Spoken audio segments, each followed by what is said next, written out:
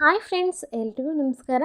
ದೇವರನ್ನು ಮೆಚ್ಚಿಸಲು ಅಥವಾ ಪೂಜಿಸಲು ಕೆಲವು ಮಾರ್ಗಗಳಿವೆ.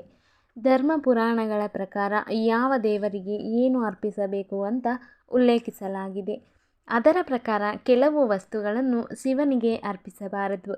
ಆ ವಸ್ತುಗಳು ಯಾವುವು ಎನ್ನುವುದನ್ನು ಈ ವಿಡಿಯೋದಲ್ಲಿ ಹೇಳ್ತೀನಿ. ವಿಡಿಯೋ ಇಷ್ಟ ಆಗಿದರೆ ಪ್ಲೀಸ್ ಲೈಕ್ ಮಾಡಿ, ಚಾನಲನ್ನು ಸಬ್ಸ್ಕ್ರೈಬ್ ಮಾಡ್ಕೊಳ್ಳಿ.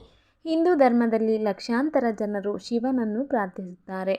ಶಿವನನ್ನು ಮೆಚ್ಚಿಸಲು ಬಹಳ ಸುಲಭ ಎಂದು ಸಹ ಹೇಳಲಾಗಿದೆ.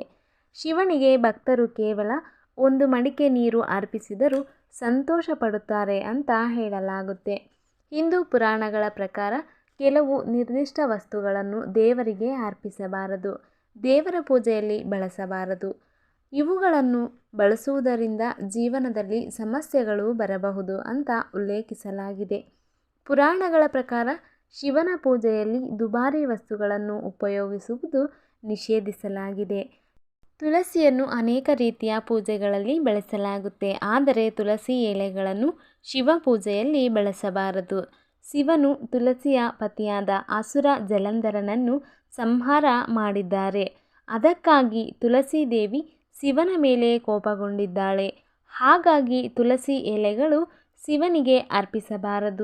ಇನ್ನಷ್ಟು ಇದೇ ರೀತಿ ಮಾಹಿತಿಗಾಗಿ ಚಾನಲನ್ನು ಸಬ್ಸ್ಕ್ರೈಬ್ ಮಾಡ್ಕೊಳ್ಳಿ. Thanks for watching.